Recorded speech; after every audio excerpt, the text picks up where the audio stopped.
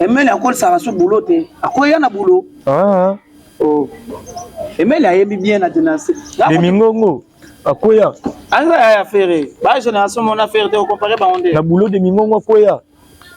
Wana lingo djembela wana pona continuer. Tena odembela te e ka musanga ndo ba Kemeli akoya. Na banga ye. Ah, est-ce que ngodi obanga? Faire rigola zongisi musique na poto. Faire rigola fali mutazongisa musique na poto. Tanga mwana na te, mwana matelelo na te. Ah, fali mutazongisa musique na poto Bogar de la presse. Azuwa.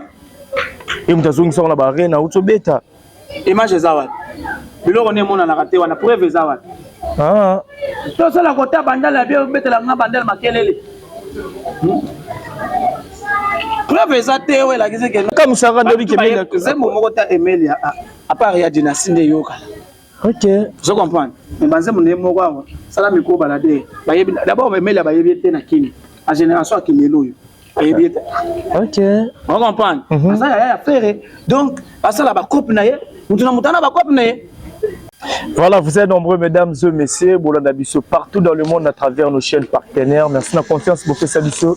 Alex, nous sommes les Benjamin de la presse, moi, maman, autrement dit, moi, encore, et toujours là pour vous servir. Encore merci, la Merdika, il était derrière la caméra. Merci infiniment à maman, fille, maman, ma solo, et papa, Audace, Milan, Lubik, dédicace à toi, l'unique et le seul président depuis Ivry pour Couronne, président Jacques, Azota, la Bisso, la monde, mauvais Patrick, Trifazé, Courant, et à Chine, Azola, la Bisso en direct, à Kinshasa.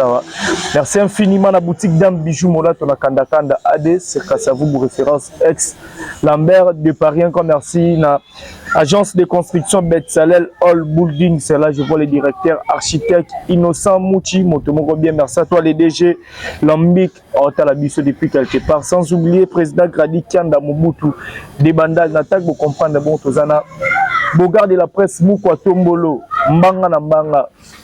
Balobi, fait rigoler ou rien, tout cela naïe. Bogar de la presse, bonjour. Bonjour Alex, bonjour Namatozo Bogar de la presse. Ndenge za boya kolobele zalite, tozana ilanga bozomo na ndenge zo pesa ba fraîcheur. Mais mamutu kitoko. Mamutu kitoko to betali sur la Genève Arena. Genève Arena Bogar de la presse les qui ndenge ni Genève Arena. Ya koloba ko tebele zalite Genève Arena déjà, il y a pas match, il y a pas photo. Et d'ailleurs merci à l'artiste fait rigoler les nuances. Le seul capitaine qui amène la rumba congolaise au bon port. En tout cas, félicitations et surtout que la communauté congolaise est si belle qui c'est concert pour la communauté. Tu peux te concert pour la Bagolo, tu peux te pour la communauté na biso. En tout cas, parce que c'est qui match les amis. Maintenant, on dit pour la communauté na biso, batumsus basali banalise, babi fait concert à faire ezala trop communauté, on dirait betara pour la Congolais et pourtant faire rigoler, fait betara concert pour Panzango pour la mokili mo dirait yo kangamara na anglais encore. Non, mais biso quand tu peux te concert na Genève Arena zanga baté quand même. Genève Arena eza Suisse. Donc tu peux te parce que bana Suisse bazalaki wana, ba Tchadien bazalaki wana, ba Brazzaville pe bazalaki wana. Donc tu peux te concert na Kinshasa, tu wana eza ba débat ba tabanala. Wana eza ba débat ba masa biso ba Mombaya. Na ba Alexis ndenge baloba. Ah, Makasi.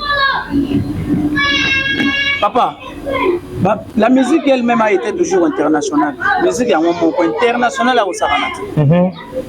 Soyez bien au bête à musique au que non anglais par rapport à quoi. Tu bête na province à Kinshasa ou bien tu bête na Poto. On est à débat batabalaba. Évoluons. Na mutu ya parce que les abo le 3 les 4 tous avant le festival goal. Tu es bito solo là-bas, de solo on oui, ça n'a pas été les 13 et 14 Rotana na chaque club. Rotana na chaque club. Tu peux t'appeler mi balé côté batoté. Ah. Toroya wana Bogar de la presse. Balobi totali ba vidéo zobima Bogar de la presse ba vidéo zobima bazola kisaso ba rideau na Genève Arena. Au moins biso to ebi ke bo sala ki sold out na suka to mona ba nor ba bieza les sous-tesko ba rideau wana sadi ya kwa ba bisi rigola Genève Arena fiasco piaka ba koti mingi te et puis le kambu ya retard ya romata na scène par artiste zolobama. Qu'est-ce qui s'est passé? Et ça ba détail to ebi ke Bogar de la presse ça wana communicateur ya fait rigola.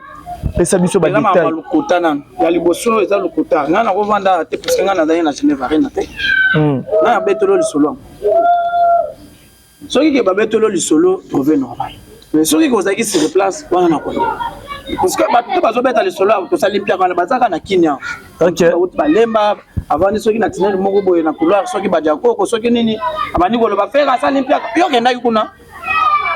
Mutu ko betolo frère le solo za mutu za na kati ya salle. Et puis bon, il y a pas image à hôtel concert à faire rigoler par téléphone. Et bon, on sait peut-être bâtir de l'autre côté à ma vie. Et bon, on sait peut-être pas cosio. Bon, on sait que image à faire. Mais ce qui est moutou, oh, il y a côté qui n'a concert. Soit habite aux Olympiques. Babi ça biso pe na streaming. Aux Olympiques. OK. Parce que tu peux faire concert en ligne.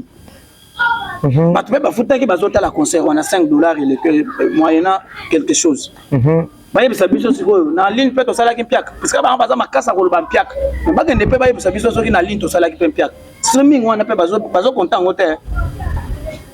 Parce que petit concert ils appellent en ligne. Physiquement bazo loba oui. Mais est bon on soit en ligne. Na streaming, tout ça là combien de personnes? Tout ça là qui mpiak. Comment vous voulez juger ce qui est injugeable? Vous comprenez? Quand on a maman na té, ba komi de ana suka, ba petit na ba changer corps, na monde dernièrement Alessa ya ba so que Dieu moko ba beti na ba politique. Ba comprendre ba saler mission politique. Ba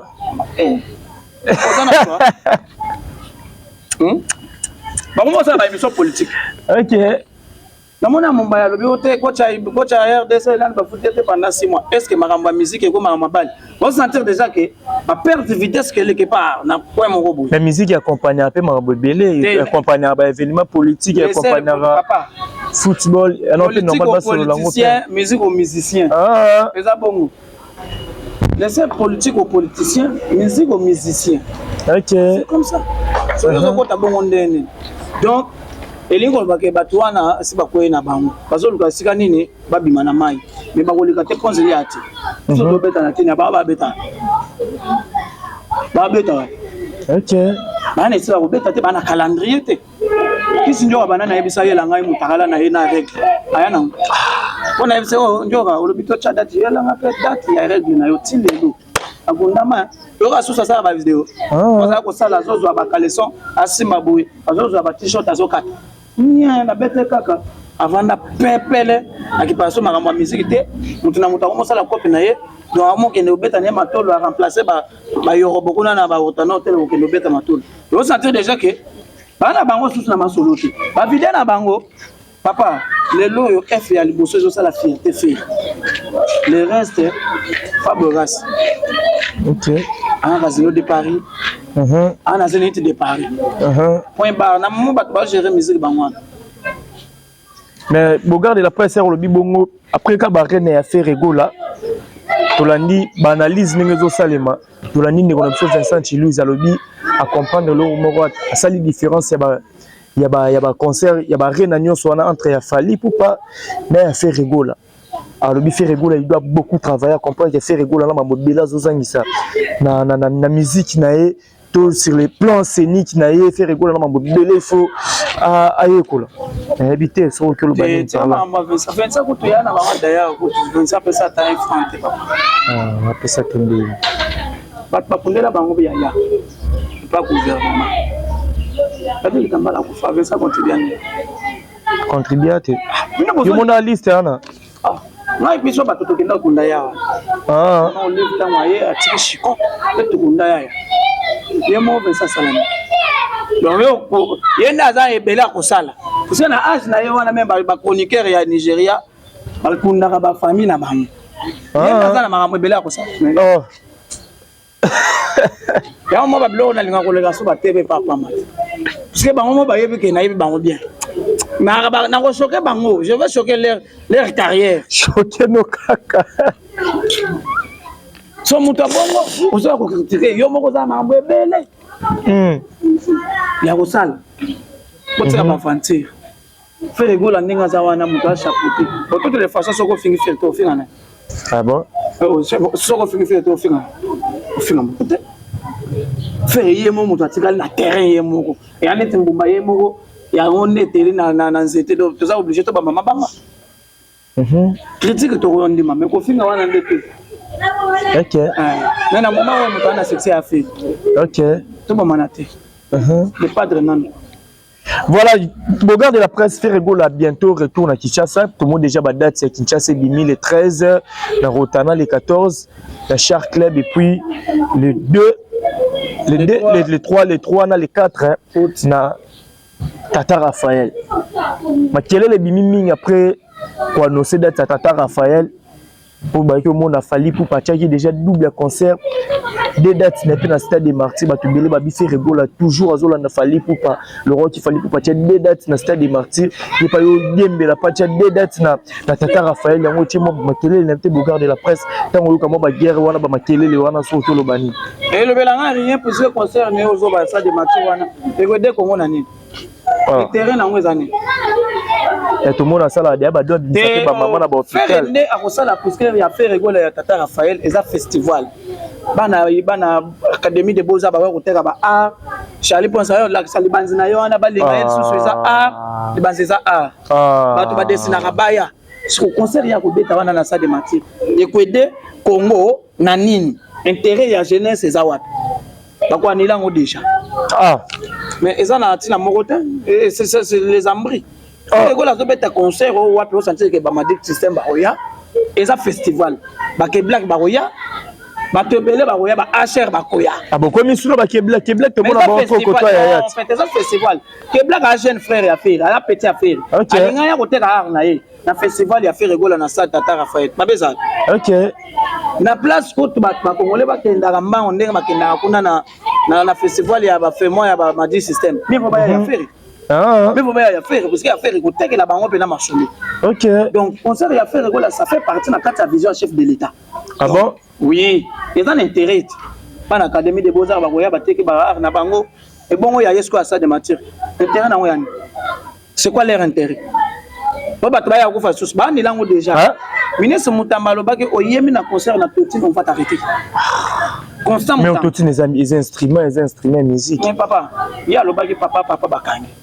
Toujours continuer avec autotune on va t'arrêter papa c'est-à-dire puisque bon ngaye on a bana ko expliquer sur makambo ozolinga oto ba papa ça dire quoi nazana tango na souka je passe elingo lo baboyi soko yemi na autotune ba ko kanga yo ce qu'on aime na autotune no boye bi bato ba imana autotune na mboko yo na robete la bino sur la bato ba imana biso toto yebi ba ko bazaboyi ba yema ya ko bebeleza lité papa concert ya faire les an intérêt à mboka pour sentir que non vision ya chef de l'État s'est retrouvé en concert ya faire rigola parce que faire rigola sali pour na ko éveiller jeunesse so concert na ye wana ko beta na tata na stade des Martyrs wana double concert wana intérêt na ngani balongola ngona balongola ngumbangu tapesi bambongo na ya futi da makambo ya na mbo ajua no bula bakana la soka na mbongo abaka ayemba nzembo abaka batuke sota soka ko vivre mais beta de batokos musique abaka batuke si musique urbaine papa ba disa autre misa ba ki batu apese mbongo mais mutambo ko lo ngasumbongo na bulaka na la dio wango autre bengana ya wewe ba bengana ya na stage fait ba comme na nzela mai popage kota chanik bangungi tutumbula soke beta c'est la porte en élan mbula soke beta ko marajité alwa ke sika ko kini maintenant so ana autre na yebi bato wana bien ba ne lokuti oza kala mingi te 2026 awa 28 awa élection zo banda na mona ko postuler comme ça bon na puissance au postuler côté ni funa député funa oyo wasanet bato bana bafuna oyo baza posa bato neti babiso botozala député funa ngai anga mamna biso lelo le 20 lelo le 15 le 19 moi tu as bien dans la calme tout est possible à celui je crois Bogard de la presse avant concert ya Genève rien na mo ba ko ba nord manette c'est qui fait rigola a robenda bande ko ne mususu roi na Didas Arena simba kité bande ko ndam o ba sala na bo ba collaboration na dynastie et ba participer pour ba interpréter mo bande mwana ba konde bande ma tebete so zele bon mais tout monde peut salamité parce que l'autre ba relation ni faire azana ngo na ba frère ne o ba participer na dynastie non les relations en bon terme biso to yemaki na bandeko na biso tosukeli wana na koyemba le reste mutu na mutu asala cop na ye le reste mutu na mutu asala cop na ye donc c'est ça en fait mutu na mutu asala cop na tolandi sortie médiatique ya Emile alias oza frère ya Ferrego là bazala zalani la ba wenge basali ma mo ebele ba yebani mo bien Bogard de la presse obisa biso Ferrego là c'est là sa personne en raté. On m'a une question à retenir. C'est important, non s'il vous plaît. C'est la question. Parce que comment ça rana batu na mboko. Zelanga na silisa. Batu bafana. Zelanga na silisa, pardon, Zelanga na silisa. Zelanga na silisa. Même Samso fait rigola actuellement, elle a musicien monté à génération na e, oyo télémanie na plan live. Na concert na chant, na kunga, neomolo baka na kunga. Azate metula ndemi le lobi concert ya auto beta. So batem so na double Adidas arena ya fait rigola et télématin na son, na lumière, même na chant, na voix et télématin. Mais barrage mon côté. Emile a fait rigola barrage mon côté. Emile a fait la musique. Ah, musique bana boka génération mon pote. Tiens, les baye bisaka yo, Emile barrage mon na papa chéri. Ah, papa chéri mkolo Emile. Baza na lobi ba peu près. Faire aller ka Emile. Ah, bah génération mon. Baza génération mon côté. Ah. Emile a yemba na wenge. Faire pas yemba na wenge. Faire yemba na album te. Album est bimandé te. Ah, te. Ayemba na album te. Emile a fait au comparé bango te parce que Emile a faire na âge. Na boulot. Emile a quoi ça va sur boulot te. A quoi ya na boulot. Ah. Oh. Emile a yembi bien na dynastie. Les mingongo. A quoi ya? Anga ya faire. Ba génération mon affaire te au comparé bango te. Na boulot de mingongo quoi ya? On a lingo djembela wana pour continuer. T'es na djembela te et comme il s'en va ba Emile a quoi ya?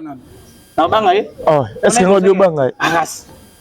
Mais comme ça va dire que Emile c'est mon mota Emile à part ya dynastie de yoka. OK. Je comprends. Mais banze mon nemo kwa sala miko balade. D'abord Emile ba yebi na kini. En génération à Kimelo yo. Yebi. OK. On comprend. Ça ya faire. Donc, ça la ba coupe na ye. Mutuna mutana ba coupe na ye. OK. Voilà. Donc, mutuna mutana ba coupe na ye. Mais Emile a sa grand frère ya fait rigola na âge. Ba ba yeba yango. Coccinelle doré a yebi yango. Emile a sa grand frère ya fait rigola na âge. Mais na boulot, en tout cas na ndenga faute. Noro Lias na musique a fourmi boulot ezati. Ah. Mais à sa vie a fait rigola zo respecter ye biso peut zo respecter. C'est ça en fait. Mais ce que le na marambo boulot na lelo ba sepe la po faire rigola zongi si musique na poto faire rigola fali mutazongi sa musique na poto tanga marambo na na te mwana matelelo na te fali mutazongi sa musique na poto Bogarde de la presse azuwa et mutazongi sa na ba arena auto beta image zawa biloko ne mona na kate wana preuve zawa to sala kota bandala bien betela nga bandala makelele preuve ezate we la kise que non abeta concert na poto biloko to longola ngona ba nini na YouTube ezate concert na ezate na YouTube to yebi angoti c'est ça en fait to ko beta le solo to sala ba preuve ne lokoti. OK. To beta le solo Yesu musique ya Congo faire na moment où jiba en instant ko sakana te wera bazo sepela fort au fur et à mesure des mêmes choses parce que au moins on a déjà fait rigola zo honorer musique na biso le c'est koyaki te noko les moko pe bino ba pensisa ngo vanda ko pour le peut-être on mo balo yo pena zo mériter photo le bela c'est important. Voilà, merci beaucoup Bogarde de la presse Malem Beto qui n'est absolument pas lancé. On fait le midi à Tchélibiso de date pour la 2025, la hippodrome de Vincennes en France. Hippodrome, on est la salle à Sika. La salle où j'ai reçu à Beta Conseil à Vadaï. Hippodrome. Donc, j'ai confiance et puis je suis sûr et certain pour qu'on est à grand ou pas. À Bada. Ils ont mérité, papa. Et Kofi. J'ai obéi à plein de mots.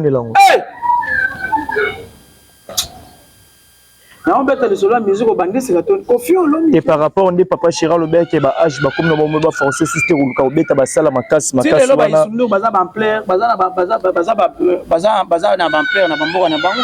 Chira pas en ampleur na mboro allez seul misa bête à chaque dimanche plein atmosphère plein au bout na te papa to la de non ça to ignore ba tuté de batwana bazo mériter bazana ba vie wana bazana pensa. OK. Voilà. Bogarde de la presse Fabregas le 31 août dans le casino de Paris. Habité Bino Bagolois. Soyi Bolo Banine pour la maître Fabregas. Tout le monde n'a pas soutenu Jésus de Nias fait rigoler. Oui. Quand tu pas au salon sold out. Non. Fabrication. Je bana wenge mabeta ke ba wana za nzombo le soir. Ah. Wana za wenge. Ngo chaki pe point et pas faire hotel. Ndenge za ana. Je ne va rien sold out mais nzombo le soir boui tant. Ça l'a annoncé que ba sali plein sold out. Donc même le sidité ko cha limite te wana za maestro. Wana maître. Ambenga maître maestro. Ba se balali. Bula ba.